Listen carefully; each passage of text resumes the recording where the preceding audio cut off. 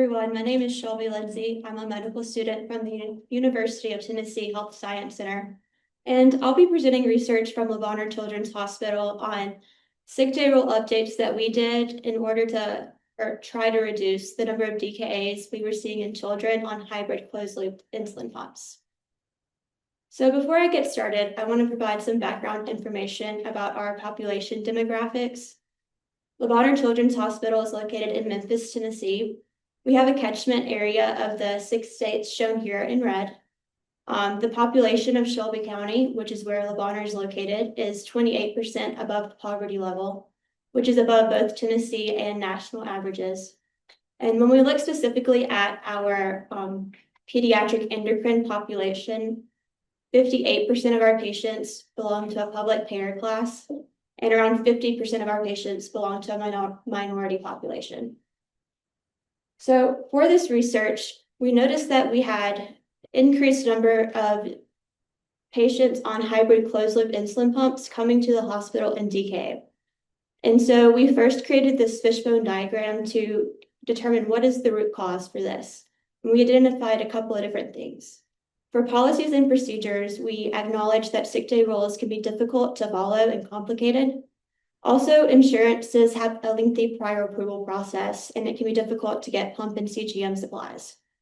For the product itself, it can be difficult to acquire supplies.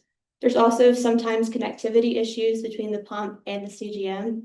We can have insertion site failures or problems with the pump itself. For the process, families are educated by the pump company, but may not fully grasp various troubleshooting techniques.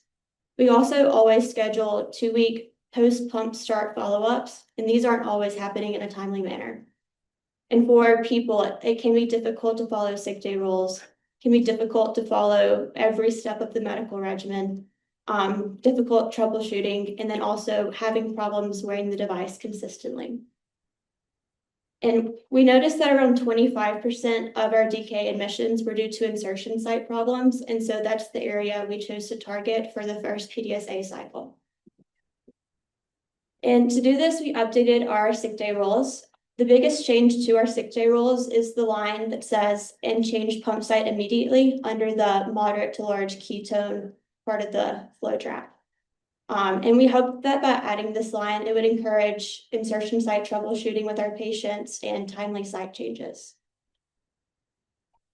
And so we did chart review from January 2024 to July of 2025 and initiated our new sick day rules in February of 2025.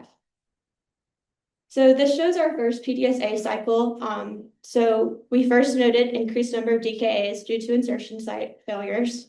So we updated our insulin pump sick day rules to emphasize earlier insertion site changes in the hopes that this would decrease the number of DKAs on insulin pumps. And then to do this, we rolled out new sick day rules in inpatient visits or inpatient admissions and office visits in February 2025 and onward, and encouraged physicians to document the cause of the DKA in the EMR. And here are our results so far. This graph is showing you the number of DKAs per month for patients on insulin pumps. And we can see after February of 2025, we don't really see a decrease in the number of DKAs that we're seeing per month. We think this is most likely due to an increased number of patients on the insulin pump. So this red line shows you the percent of our type 1 diabetics on insulin pumps from January 2024 to June of 2024. And you can see that number peaks at 43%. When we look at the same time period for 2025, we can see that number of patients on insulin pumps peaks at 49%. So we think that may be confounding some of our data. However, when we then look at the cause of the DKA, we can see that DKA due to insertion sites did decrease over that time period. So in 2024, around 27% of our DKAs were due to insertion site problems. And then in 2025, that decreased to 11%. The DKAs due to pump problems stayed approximately the same. DKAs due to infection decreased from 18 to 6%. And then we saw increased number of DKAs due to not wearing or pump upkeep failures. And this graph just reiterates some of the things that I just told you. DKAs due to insulin pumps remained roughly the same. Infection decreased, not wearing pump upkeep failures increased, and DKA due to insertion site failures decreased significantly. And so our revised sick day rules did effectively reduce insertion site related DKA. However, insulin pump related DKA of all causes increased after our revised sick day rules. We think that is likely due to an increased number of patients on insulin pumps. We know that insulin pump related DKA still persists, and we have several opportunities for further PDSA cycles to try to impact that, including areas such as lack of supplies and pump malfunctions. And so we're wanting further quality improvement projects to target those areas. So this is bringing back up that first PDSA cycle I showed you. When we look at the study, while overall DKA admission rates did not decrease, DKA due to insertion site failures or pump malfunctions did decrease. We want to continue to educate our patients on the new sick day rules, increase the accessibility of those sick day rules, and address other causes of DKA, such as not wearing the pump or supply issues. So I wanted to pull back the initial fishbone diagram to talk about some future directions that we're considering to target the difficulty following the sick day rules or maybe not knowing what your sick day rules are. We want to increase the accessibility of them. We're considering attaching them to a QR code that we can give patients to put in their wallet or magnet to their fridge so it's easier to refer to their sick day rules. To address the problem of patients not wearing their pumps due to supply issues, we're considering delaying pump starts until patients have time to acquire at least 2 months of pump supplies. So they have a reserve to fall back on when shipments are delayed or whatnot. And then for the process itself, we want to continue to improve our insulin pump backup plan and pump education and make sure our post-pump starts are happening in a timely manner. All right. Are there any questions?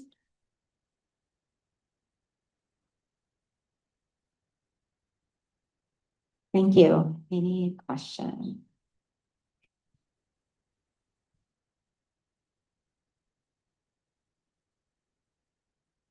Hi, thank you for this. I think DKA sick days, especially with the increase in diabetes technology, is always a concern from the providers and diabetes staff. I wanted you to clarify 2 questions. One, to clarify, you said that you think that the rates of DKA were going up in your institution because of the increase in pumps, or was it the other way, like the graph that you showed? Sorry, just wanted. So this particular graph is showing the number of patients on insulin pumps that are going into DKA. So you can see that it peaked at some point in 2024, like July, August range. And so we felt like we had more patients going into DKA on these pumps than should be. Did you look at those on basal bolus to see if that there was a? So you're talking about like on multiple daily Yes. injections. So that number is the number of patients in DKA on MDI is much higher than the number of patients on DKA on insulin pumps. And the overall number of DKA increased in both populations.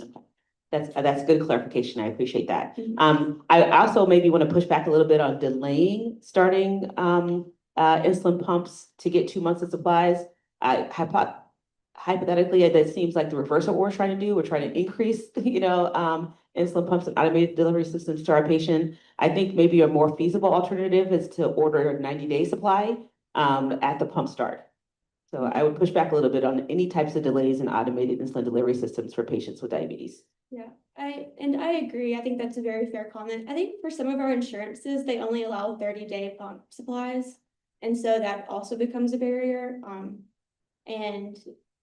But I think I agree. We definitely want patients on pumps as soon as possible. Great, thank you. Yeah, no, I agree with this comment about the delay because those delays would be anytime during the course during, so it's constant delay. I think we discussed this insurance issues yesterday. And it was more, I wasn't part of this project. The other thing was, because we have we do the pump start orders, it gets approved, they set up the training. And so if there's like a week even like go ahead and call for that first prescription before you've started it, because even a week will give you 2 insertion sites or 2 pods extra. So we're not telling them they need to wait 2 months to start it. We're saying the moment you can get a prescription, even add like the training and talk with us about starting it, like go to get the prescription right then so that you have even one. I mean, we create this like hoarder mindset, and it's like I have so many friends in our department with type 1 who like run out of stuff, and these families who have even less support potentially in their internal social support, like have one set extra by just calling 3 days before you're going to start it so that you have the one. So we're not telling them they need to wait 2 months to start it. We're saying we don't want you to start it and not have 1 month in the insertion site and then you've fallen off just after 1 month. So that was more that Shelby was saying. And we haven't done any of these things yet. These are just brainstorming on future PDSA cycles we're considering as we want to continue to decrease the number of patients on insulin pumps coming into DKA. And supply issues was a big factor we were still seeing. Maybe it's better other places, but this was trouble. Yeah, it's not, thank you. I'm- First month supply that you have the problem.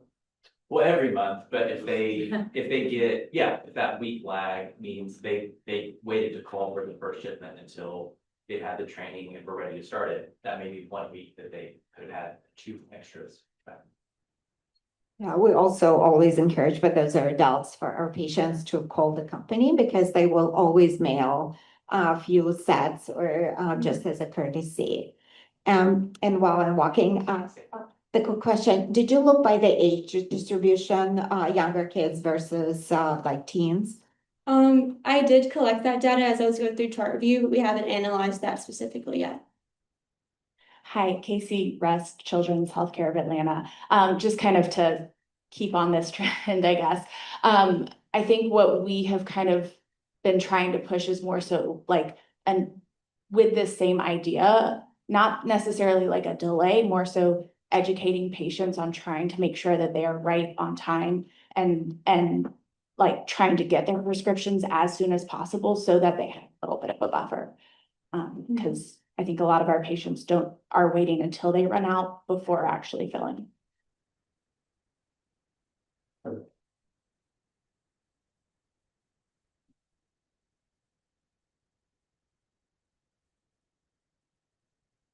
Hi, my name is Taylor Lee. I'm a nurse educator from Penn Medicine. Usually what we do in our practice is write for more quantity maybe than what's needed. So we write usually every pump order. I'm putting in so they're getting 10 extra sites every like 90 days.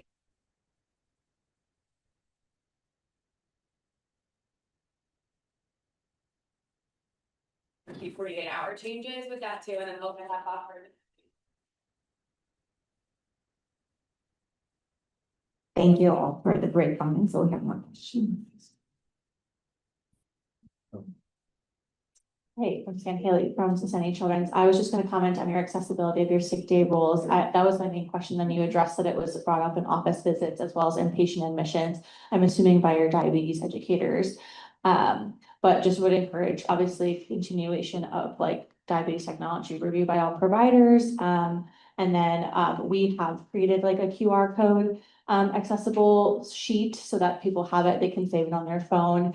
And we also agree like they're more likely to Google it than they're to like save their ABS. So we'll just encourage you to pursue that or something easy that they can remember, whether it's their QR code or it's like, oh, I go to this website and it's like sickdays.com or something like that. Hey, it's interesting because we thought about the Googling of it. So I sat down and Googled, and it had our oldest version of sick day rules still on Google. It had the more recent one, and then it also had the brand new one we created, which would be so confusing for patients.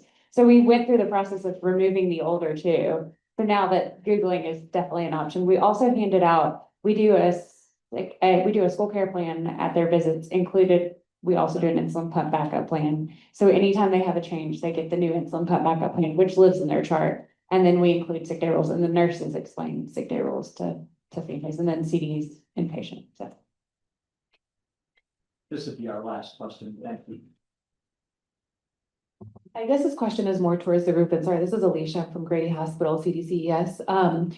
I really like the idea of putting in a prescription for a pump and telling the patient to get it right away. One of the challenges we're facing is that our patients are starting their pumps on their own.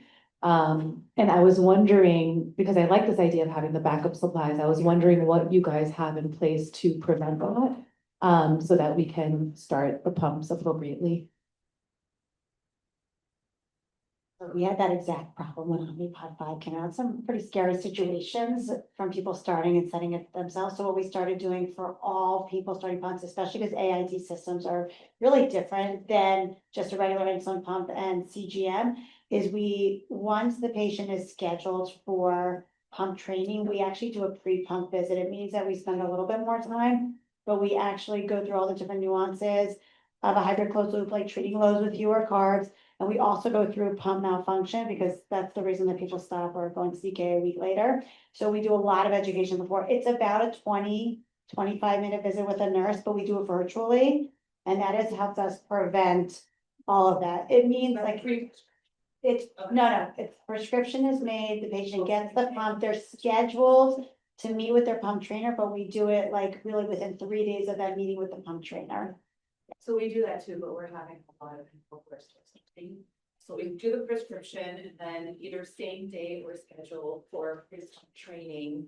Okay, so. And then prior to the, yeah, So we know so we started creating, we created a process now, so Okay. we know the steps yes. of what the pump start should look like. Yeah. Okay. That's it. We created a process map, so patients have can navigate the system and know what the steps are, what has to happen before each next step. Otherwise they get lost. Totally. Thank you.